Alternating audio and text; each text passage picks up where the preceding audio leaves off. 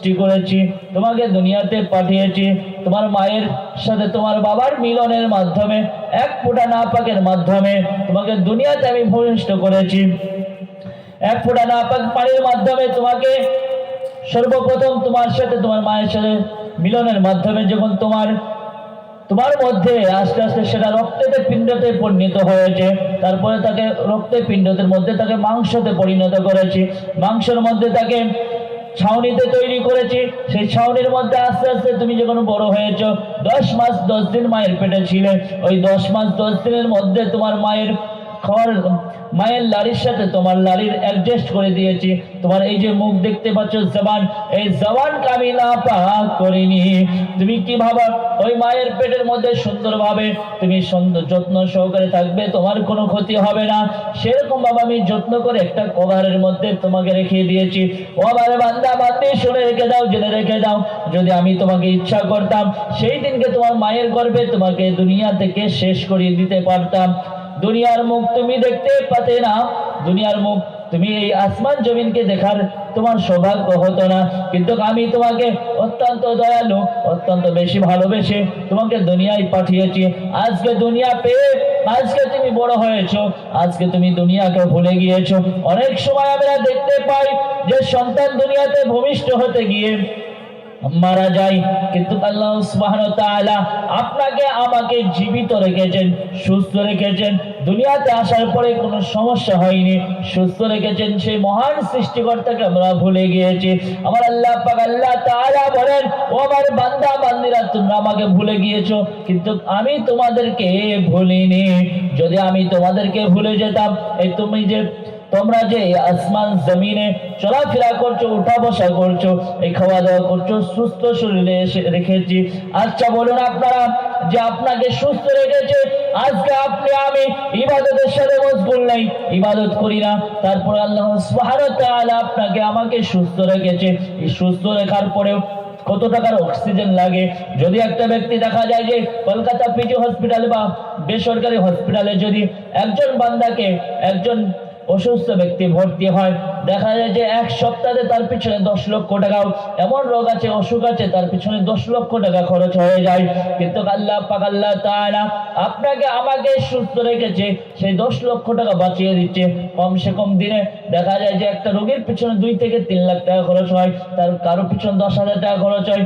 আজকে যদি আমরা ভাবি ম্যাক্সিমাম অল্প টাকা যদি ভাবি, 10,000 টাকা করে যদি প্রতিদিন ধরি, আমরা আল্লাহর ইবাদত করছি না।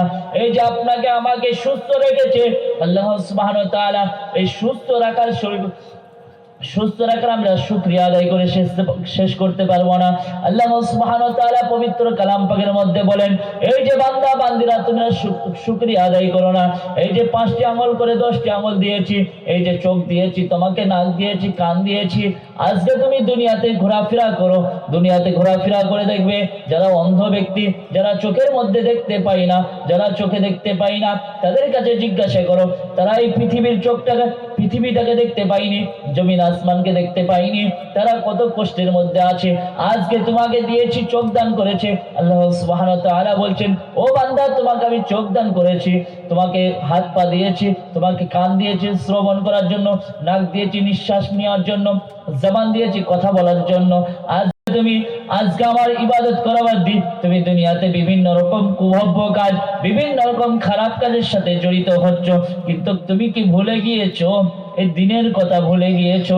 তুমি কি দিনের কথা, দুনিয়ার কথা নিয়ে মেতে আছো? দিনকে ভুলে গিয়ে তুমি দুনিয়াকে নিয়ে পড়ে আছো। আমার আল্লাহ সুবহানাহু ওয়া তাআলা বলেন, যে মা, যে বাবা তোমাকে দুনিয়াতে ভূমিষ্ঠ করলো, যে মা তোমাকে 10 মাস 10 দিন মায়ের গর্ভে পেটের মধ্যে রেখে তোমাকে যত্ন সহকারে মানুষের মতন মানুষ করলো, যে মায়ের পেটের মধ্যে তুমি একবার লাথি মেরেছো, মা কান্নাতে জড়িত হয়ে গিয়েছে, যখন লাথি থামিয়ে দিয়েছো, যখন তুমি কত কষ্ট করেছো, মা কান্না করেছে তোমার লাথি শুনে, তোমার আঘাত পেয়ে অনেক কষ্ট পেয়েছে, অনেক দুঃখ পেয়েছে, তারপরেও মা তোমাকে কষ্ট দেয়নি। মা চাইলেও তোমাকে নষ্ট করিয়ে দিতে পারতো, কিন্তু তোমার মা তোমাকে নষ্ট করেনি। তোমার বাবা তোমাকে কত কষ্ট করেছে, তোমাকে লালন পালন করেছে, তোমার পেছনে কত অর্থ অর্থ খরচ করেছে, তুমি আজকে বয়স হয়ে গেছে তোমার বাবা মায়ের, তুমি বাবা মাকে ভালোবাসো না। আল্লাহ রাসূল সাল্লাল্লাহু আলাইহি ওয়াসাল্লামের কাছে সাহাবী মণ্ডলীরা আপনারা যেমন আমার সামনে উপস্থিত বসে আছেন, সাহাবী মণ্ডলীরা এরকম ভাবে আল্লাহ রাসূলের কাছে বসে আছেন। রাসূল সাল্লাল্লাহু আলাইহি ওয়াসাল্লাম বললেন, ও আমার সাহাবী মণ্ডলীরা তোমরা শুনে রেখে দাও, জেনে রেখে দাও। আল্লাহ রাসূল সাল্লাল্লাহু আলাইহি ওয়াসাল্লামকে একজন সাহাবী জিজ্ঞাসা করলেন, ইয়া রাসূলুল্লাহ, ইয়া হাবিবাল্লাহ, আমি দুনিয়াতে সবথেকে কাকে বেশি ভালোবাসবো? রাসূল সাল্লাল্লাহু আলাইহি ওয়াসাল্লাম বললেন, ও আমার সাহাবী মণ্ডলীরা, দুনিয়াতে সবথেকে সর্বপ্রথম যাকে ভালোবাসবা সেটা হচ্ছে তোমার মা। রাসূল সাল্লাল্লাহু আলাইহি ওয়াসাল্লামকে বললেন। রাসূল সাল্লাল্লাহু আলাইহি ওয়াসাল্লামের কথা শুনে আরেকজন সাহাবী জিজ্ঞাসাবাদ করলেন, ইয়া রাসূলুল্লাহ, ইয়া হাবিবাল্লাহ, দ্বিতীয়বার আমি কাকে ভালোবাসবো, তারপরে কাকে ভালোবাসবো? রাসূল সাল্লাল্লাহু আলাইহি ওয়াসাল্লাম বললেন, তোমার আম্মু জানকে, তোমার মাকে ভালোবাসবে। রাসূল সাল্লাল্লাহু আলাইহি ওয়াসাল্লামের সাহাবী মণ্ডলীরা জিজ্ঞাসা করলেন, ইয়া রাসূলুল্লাহ, ইয়া হাবিবাল্লাহ, তৃতীয়বার কাকে ভালোবাসবো? দুইবার আপনি মায়ের কথা বললেন, 3 নম্বর বারে কাকে বলবেন বলুন? আমরা 3 নম্বর বারে কাকে বেশি সব থেকে বেশি ভালোবাসবো? রাসূল সাল্লাল্লাহু আলাইহি ওয়াসাল্লাম বললেন, ও আমার সাহাবী মণ্ডলীরা, সব থেকে তোমার মাকে বেশি ভালোবাসবে। রাসূল সাল্লাল্লাহু আলাইহি ওয়াসাল্লামের সাহাবী মণ্ডলীরা বললেন, ইয়া রাসূলুল্লাহ, ইয়া হাবিবাল্লাহ, চতুর্থ নম্বর বারে আমি কাকে বেশি ভালোবাসবো? রাসূল সাল্লাল্লাহু আলাইহি ওয়াসাল্লাম বললেন, ও আমার সাহাবী মণ্ডলীরা, তোমরা সর্বপ্রথম সব থেকে বেশি ভালোবাসবে তোমার আব্বুকে। আচ্ছা বলুন, এই যে তৃতীয়বার, 3 নম্বর, একবার, দুইবার, 3 বার, কেন আল্লাহ সুবহানাহু ওয়া তাআলা রাসূল বললেন যে তোমার মাকে ভালোবাসবে? মাকে ভালোবাসবে কিসের জন্য? এটা কারণ কি? এর মধ্যে 3টি কারণ আছে।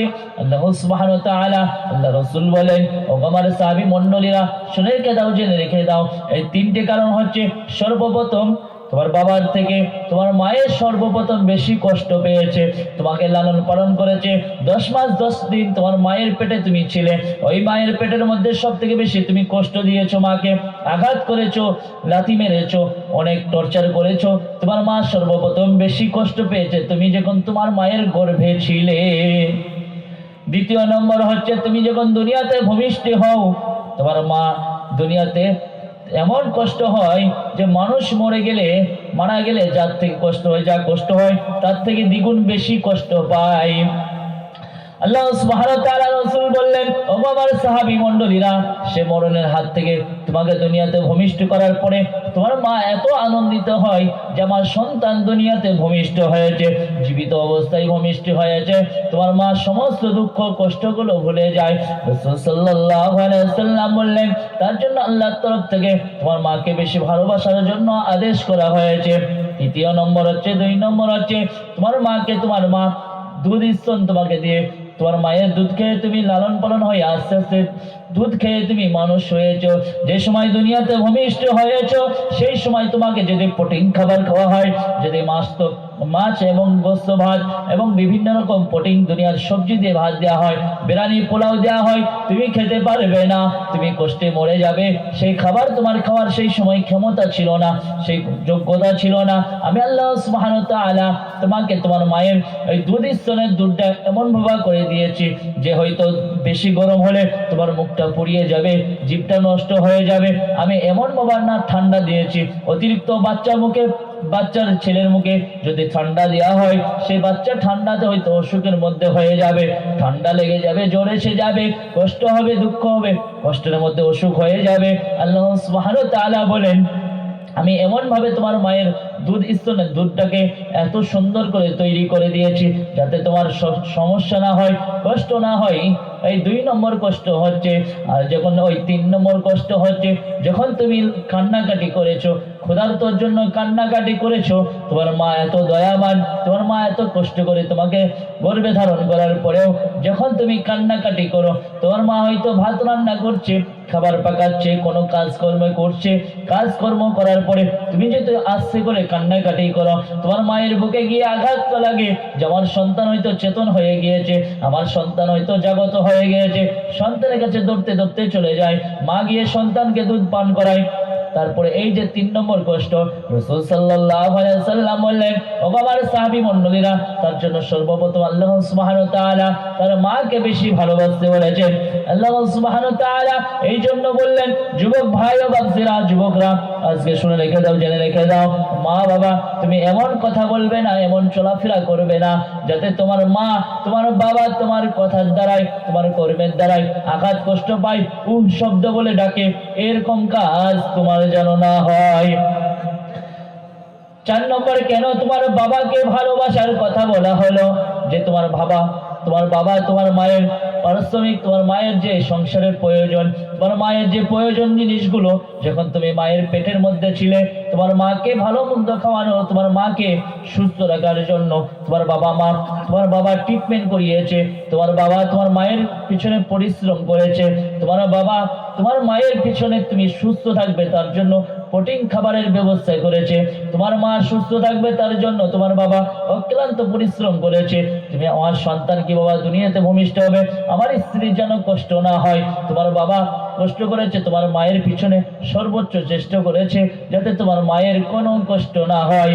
তোমার বাবা, তুমি যেমন দুনিয়াতে ভূমিষ্ঠ হয়েছিলে, তোমার মা যেমন তোমার জন্য অত্যন্ত বেশি কষ্ট করেছে, তোমার বাবাও কোনো অংশে কম নয়। তার জন্য রাসূল সাল্লাল্লাহু আলাইহি ওয়াসাল্লাম বললেন, তোমার বাবাদেরকে কষ্ট দেবে না, বাবাদের হুকুম শুনবে, বাবাদের কথাবার্তা শুনবে, তুমি এমন কথা কর্ম বলবে না, এমন কথাবার্তা চলবে না, এমন কাজ কর্ম করবে না যাতে তোমার আব্বা দুঃখ পায় যে আমার সন্তানকে আমি এত কষ্ট করে মানুষ করেছি, এত কষ্ট করে লালন পালন করেছি, তারপর সন্তান আমাকে এত কষ্ট দিচ্ছে, আমার কথাও মান্য করছে, আমার কথা মেনে চলে না।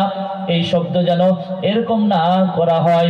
রাসূল সাল্লাল্লাহু আলাইহি ওয়াসাল্লাম বললেন, ও আমার সাহাবী মণ্ডলীরা, তোমরা আমার ইসলাম ধর্ম গ্রহণ করেছো, ঠিক আছে, আমি মানি, তোমাদেরকে ভালোবাসি, কিন্তু তোমার মা যদি কাফের বেদিন থাকে, তোমার মা যদি ইসলাম থেকে দূরে থাকে, তোমার মা যদি ইসলাম থেকে দূরে থাকে, তোমার মা যদি বেদিন হয়, কাফের হয়, তারপরে তোমার মাকে তুমি সম্মান করবে, তোমার মাকে তুমি ভালোবাসা দিবে, তোমার মা তোমার বাবা কে কষ্ট দেবে না। তুমি ইসলাম ধর্ম গ্রহণ করেছো, তারপরে তোমার মা যদি কাফের বেদিন থাকে, তোমার মা যেটা বলবে, বাবা মা বলবে, সেই কথা অনুযায়ী তুমি চলাফেরা করবে।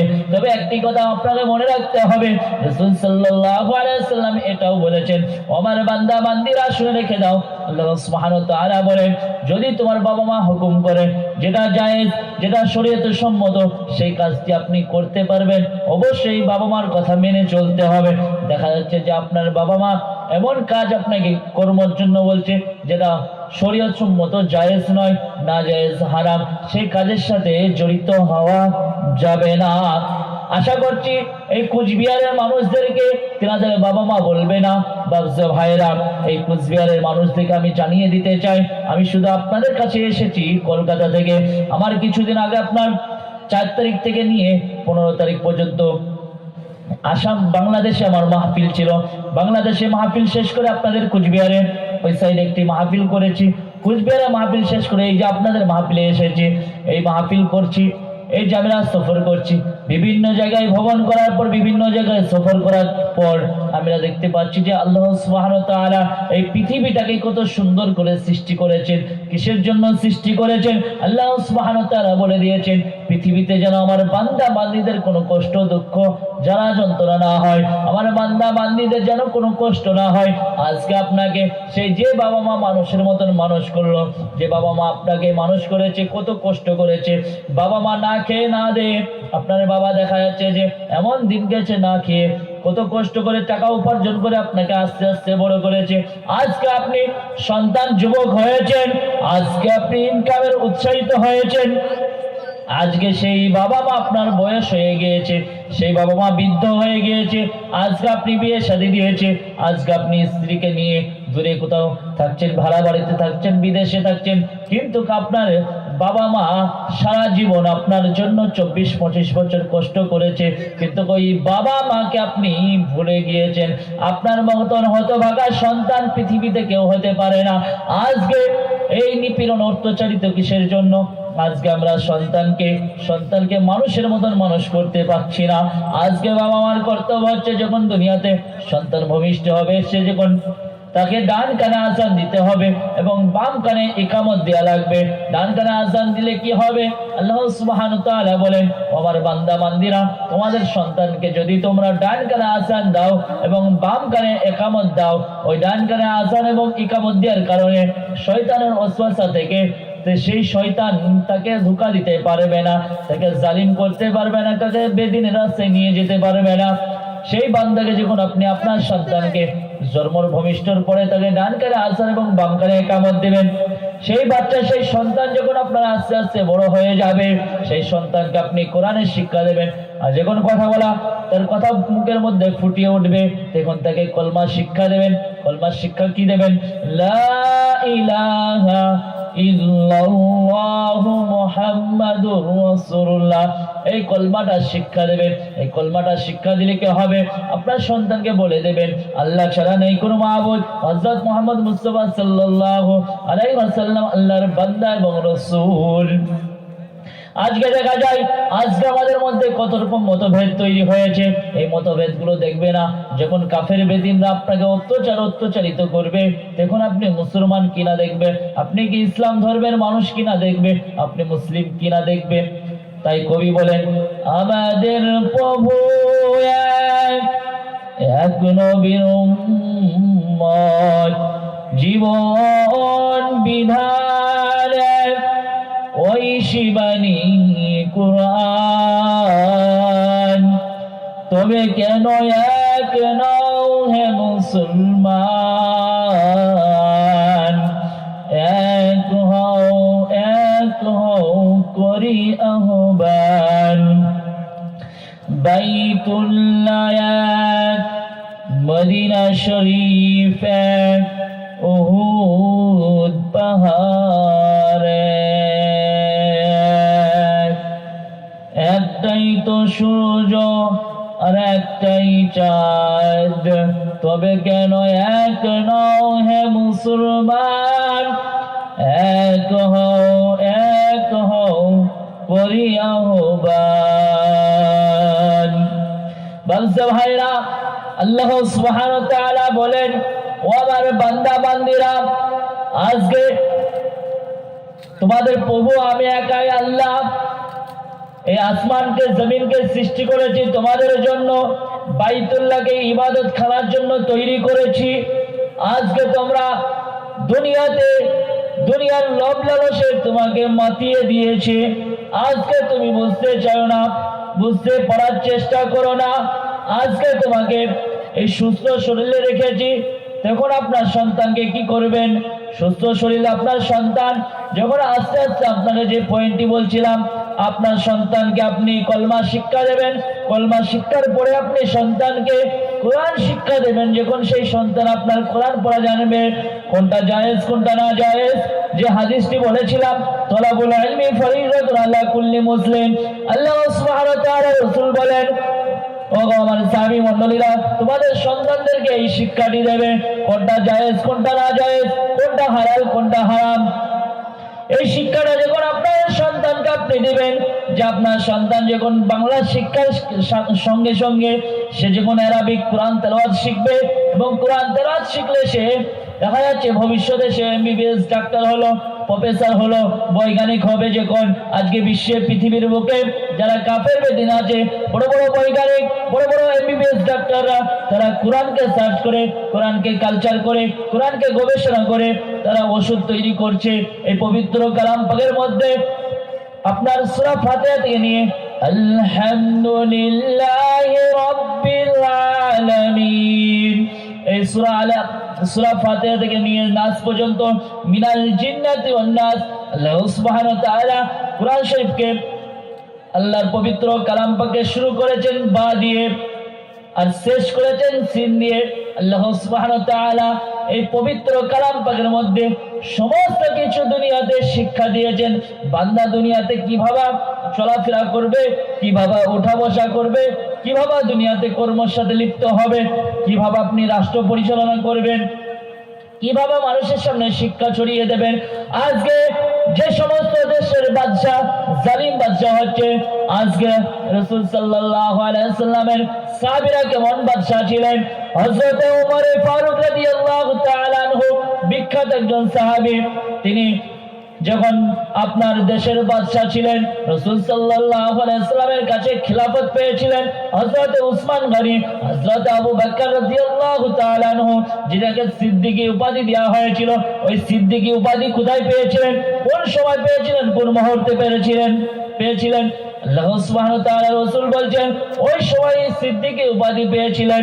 আবু বকরকে আমি যখন বলেছিলাম কাফের বেদিনরা আমাকে টর্চার, অত্যাচার, নির্যাতন করতে চেয়েছিল, অনেকবার আমাকে পুরো জায়গায় এসেছে কিতাবের মধ্যে কাফের বেদিনরা রাসূল সাল্লাল্লাহু আলাইহি ওয়াসাল্লামকে 92 বার টর্চার, আঘাত, মৃত্যু দেওয়ার জন্য, আঘাত, ধ্বংস করার জন্য, কতল করার জন্য ষড়যন্ত্র তৈরি করেছিল।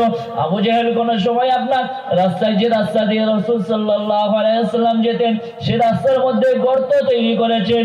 রাসূল সাল্লাল্লাহু আলাইহি ওয়াসাল্লাম রাত্রি বেলাতে এই রাস্তা দিয়ে যাবে, আবু জেহেল ভাবছে যে এই রাস্তায় রাসূলের জন্য গর্ত তৈরি করে দিলাম, এই গর্তের মধ্যে মুহাম্মদ ডুবে যাবে, আব্দুল্লাহর ছেলে পড়ে যাবে, মারা যাবে। রাসূল সাল্লাল্লাহু আলাইহি ওয়াসাল্লাম কিন্তু জানে না আবু জেহেল ওই গর্ত করেছে। আবু জেহেল এমন সময় ওই রাস্তা দিয়ে যাচ্ছে, ওই আবু জেহেল যাওয়ার সময় দেখতে পাচ্ছে যে ওই গর্তের মধ্যে ওই আবু জেহেল নিজেই ডুবে গিয়েছে, পড়ে গিয়েছে। আবু জেহেলের সৈন্যবাহিনী, কাফের বেদিনরা আবু জেহেলকে তোলার জন্য আপনার অনেক কিছু দড়ি, অনেক কিছু জিনিসপত্র নিয়ে এসেছে আবু জেহেলকে তোলার জন্য। তো সেই সমস্ত জিনিস দিয়ে ব্যর্থতা হয়েছে, আবু জেহেলকে তুলতে পারে না। আবু জেহেল বলে যে এই আমাকে তোলা সম্ভব নয়, একজন তুলতে পারবে, সেটা হচ্ছে আব্দুল্লাহ ছেলে মুহাম্মদ, আমার ভাইপো, সে ছাড়া আমাকে এই গর্ত থেকে কেউ তুলতে পারবে না।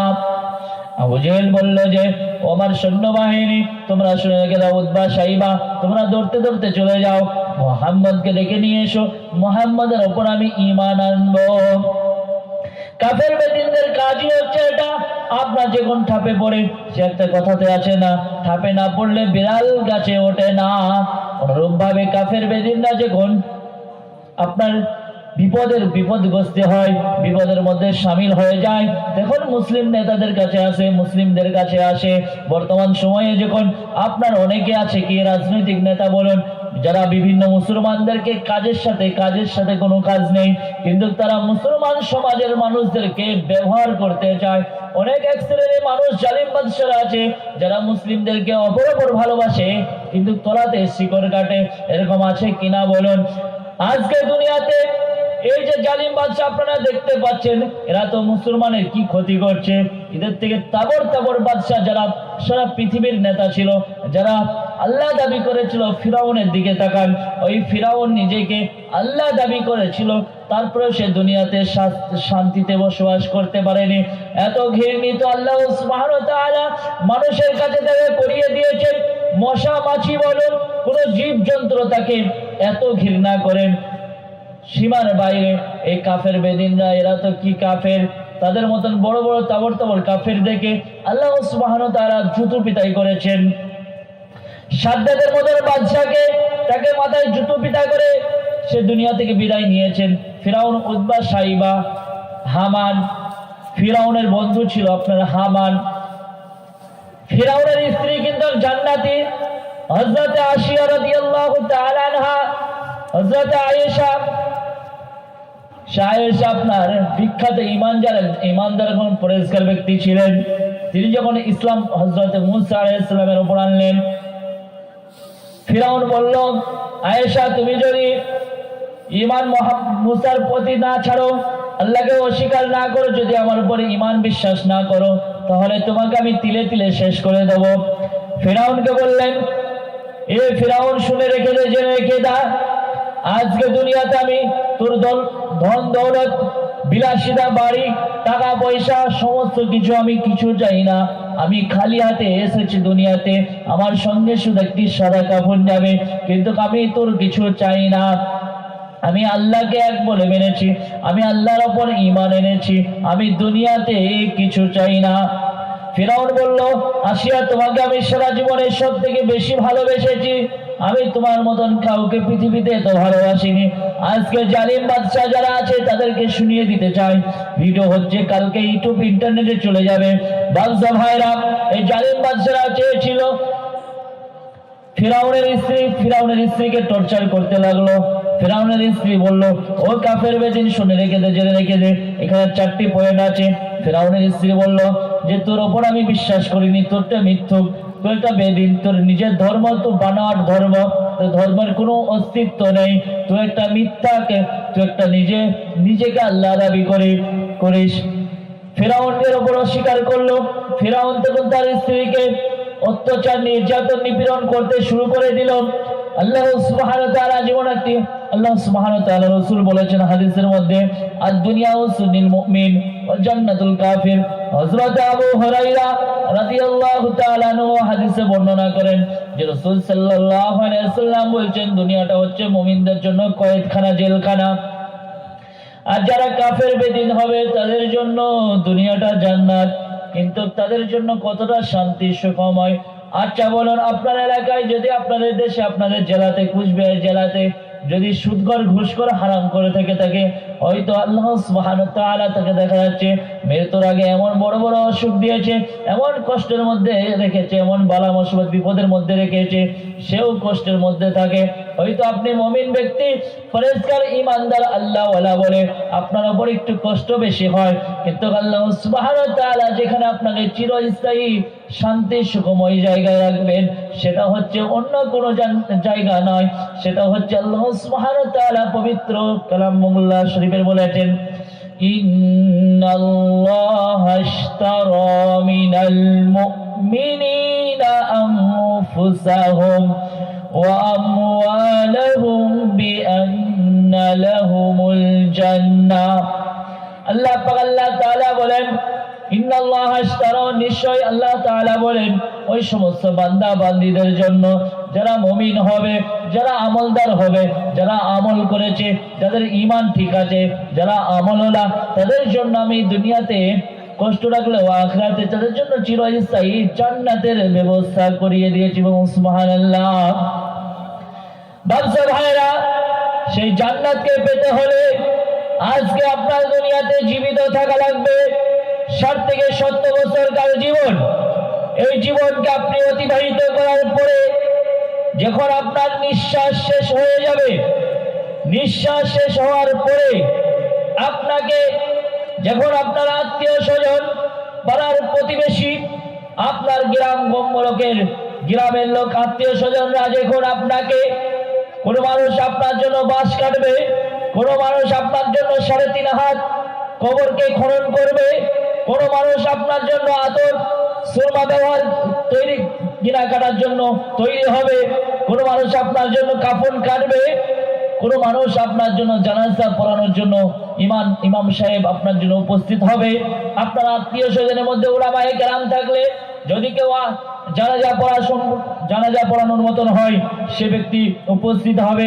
বাদশা ভাইরা, অনুরূপ ভাবে দুনিয়াতে আপনি যখন মারা যাবেন, আপনার যখন নিঃশ্বাস শেষ হয়ে যাবে, তখন আপনাকে নিয়ে, আপনার নাম যদি আব্দুল সত্তার, আব্দুল করিম, আব্দুল গাফফার আপনার নাম থাকে, সেই দিনকে আপনার নিঃশ্বাস শেষ হওয়ার জন্য আপনি মারা যাবেন, সেই সময় আপনার নাম আব্দুল সত্তার থাকবে না, আপনার নাম হয়ে যাবে লাশ।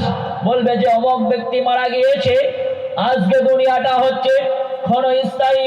আল্লাহ সুবহানাহু ওয়া তাআলা বলেন, কুল্লু নাফসিন যায়িকাতুল মাউত, প্রতিটি মুসলমানের যারা জান আছে তাদের মৃত্যুর স্বাদ গ্রহণ করতে হবে।